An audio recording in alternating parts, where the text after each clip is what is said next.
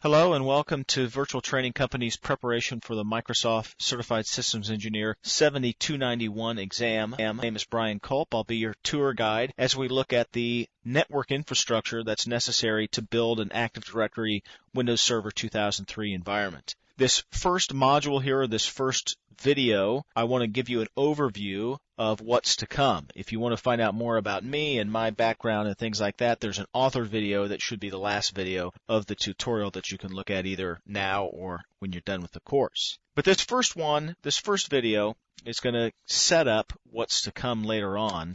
The first thing we're going to be looking at in Chapter 1 is administering a Windows 2003 network. This will kind of lay the groundwork of understanding for building the infrastructure. So we talk about the namespaces that you may see in use. First of all, we took a look at BIOS namespace. It's not necessary in a Windows 2003 environment, but you still may use it. We also look at the DNS namespace. This is very critical to understanding a network infrastructure when you're dealing with Windows 2003 and even, in fact, Windows 2000 as well. We'll also talk about fully qualified domain names. In other words, the resources in the DNS namespace, and finally implementing zones. The DNS namespace is a logical entity. Zones are a physical entity, and we'll talk all about that. Sometimes confusing, but we'll try to straighten it out in that chapter. In Chapter 2, in order for computers to talk to one another, they need IP addresses. So that's what we focus on here. We'll talk about the TCP/IP protocol suite, talk about different classes of IP addresses.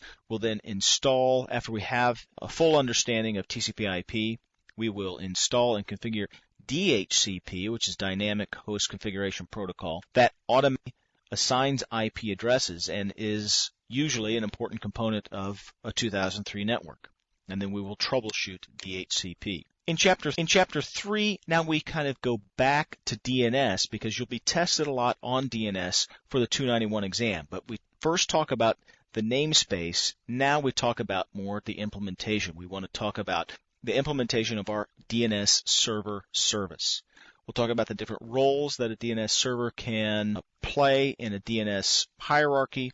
We'll implement dynamic DNS, which integrates well with DHCP, and then we'll monitor and manage the service. Once we have that built, now we look at extending our network beyond our local area network and into wider area networks, and for that we'll need to implement routing and remote access. We'll start with an install of the RRAS service, routing and remote access service. We will manage TCP/IP routing, the routing component of RRAS, and then we will set up a VPN, a virtual private network, which allows people to use the internet as a private network. The internet is inherently a public network. Anybody can access it, or almost anybody can access it.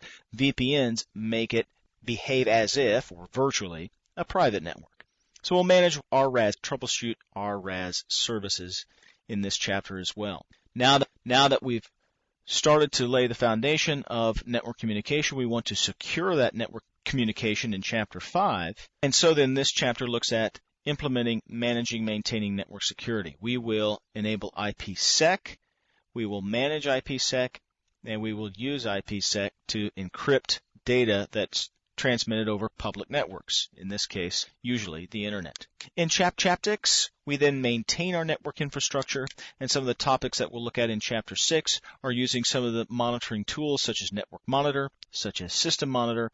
We will troubleshoot connectivity to the internet, which as an administrator becomes a very important part of any day-to-day business. We want to make sure our users have connectivity to the internet. And then we diagnose and resolve issues related to service dependencies. So that's what we're doing in this module here, not in the module, but in the tutorial. We will start with a Windows 2003 installation out of the box, which means that many of these services are not installed yet. So as we start to lay the groundwork, we're also going to be installing the services as we need them, and it'll be a lot of fun.